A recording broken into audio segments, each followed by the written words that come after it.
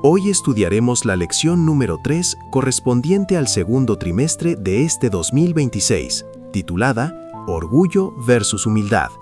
La repasaremos el sábado 18 de abril. Hoy nos vamos a meter de lleno en una de las tensiones más profundas del espíritu humano. No estamos hablando solo de rasgos de personalidad, para nada. Hablamos de dos fuerzas en un conflicto que se vive día a día dentro de cada persona. El orgullo contra la humildad. Y para arrancar, quiero dejar sobre la mesa una pregunta. Una pregunta que va directo al corazón de este gran conflicto espiritual. La respuesta, como vamos a ver, es el eje que mueve toda esta historia. Muy bien, entremos en materia. Primero vamos a desglosar, a desmenuzar al primer adversario en esta batalla interna. Se le describe como algo muy sutil, ¿saben? Algo peligroso. Una trampa que uno mismo construye. A ver, la definición de orgullo que se nos da aquí es fundamental. No es simplemente ser arrogante o creerse la gran cosa. No, va mucho más profundo. Es literalmente un acto de usurpación, sacar a Dios del centro para ponernos a nosotros mismos en su lugar. Y ojo, según se nos explica, de ahí nace todo. Ese es el origen del conflicto que empezó en el cielo. Para que esto no se quede en algo abstracto, y basándose en lo que dice el texto bíblico de 1 Juan, se nos muestra que el orgullo tiene como tres caras, tres maneras en las que se manifiesta. Primero, los deseos de la carne, o sea, esas pasiones sin control. Segundo, los deseos de los ojos, esa codicia por todo lo que vemos y queremos tener. Y tercero, la vanagloria de la vida, que es esa necesidad de aplausos, de estatus. Entonces, el punto clave es este. El error no es tener talentos o dones. Para nada. El problema, el verdadero problema, empieza cuando se nos olvida de dónde vienen. Es cuando empezamos a atribuirnos todo el mérito, a creer que somos la fuente de nuestras propias habilidades, ignorando por completo su origen real. Ahora, vamos a explorar algo complicado. ¿Por qué es tan difícil reconocer este problema en uno mismo? Y aquí viene la gran ironía del asunto, ¿no? Es súper fácil señalar el orgullo en los demás. Lo vemos en cómo actúan, en lo que dicen. Pero verlo en el espejo, en uno mismo, eso es otra historia. Es como un punto ciego que tenemos en el corazón. Jesús lo explicó perfecto con la parábola del fariseo y el publicano. Miren el contraste, es brutal. El fariseo se enfoca en sí mismo, todo el tiempo comparándose con otros para sentirse mejor. Su oración es pura fachada.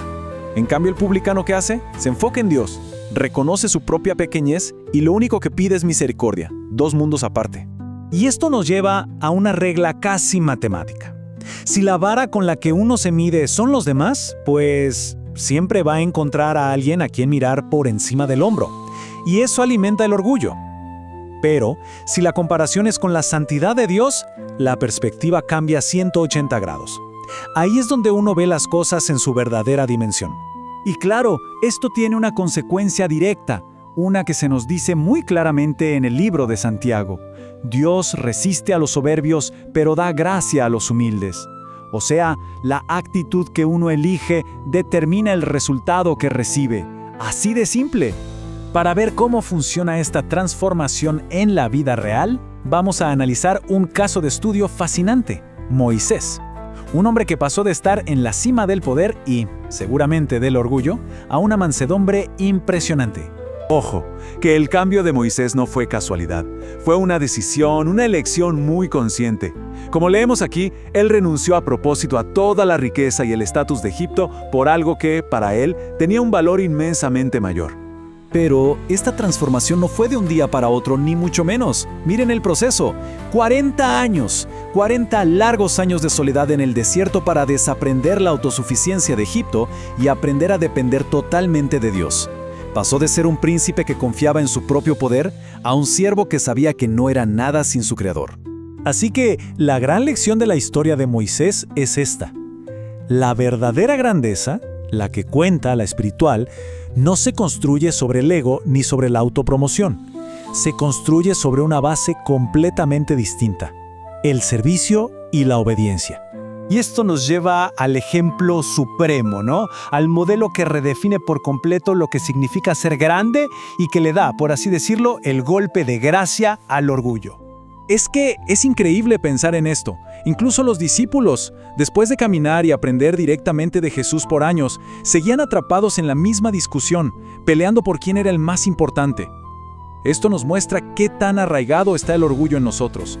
Y es ahí cuando Jesús les pone el mundo de cabeza, les presenta una inversión total de valores. En el mundo, ser grande es tener poder, que te sirvan. Pero en el reino de Dios, la grandeza se mide por cuánto sirves a los demás. Es una auténtica revolución. Y este es el clímax. La máxima expresión de humildad no es una enseñanza, es un acto. El mismo Dios, en la persona de Cristo, se quita toda su gloria y se humilla hasta lo más bajo que se puede llegar. Una muerte de cruz, reservada para los peores criminales. Por eso se afirma que al contemplar la cruz, el orgullo simplemente se hace polvo, se derrite. ¿Y por qué? Porque nos muestra dos cosas al mismo tiempo. Lo grave de nuestra falla, sí, pero también el tamaño del amor de Dios. Un amor tan inmenso que nos valora a pesar de todo. Bueno, ¿y todo esto cómo se ve en la vida diaria? Vamos a la conclusión para ver el contraste en la práctica y para amarrar las ideas principales de este análisis. Esta tabla resume perfectamente la diferencia de la que hemos estado hablando.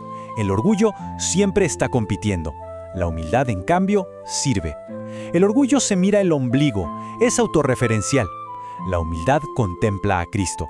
Y quizá lo más importante, el valor para el orgulloso depende de lo que logra, mientras que para la persona humilde, su valor descansa en el amor incondicional de Dios. Y este es el mensaje central de toda esta explicación.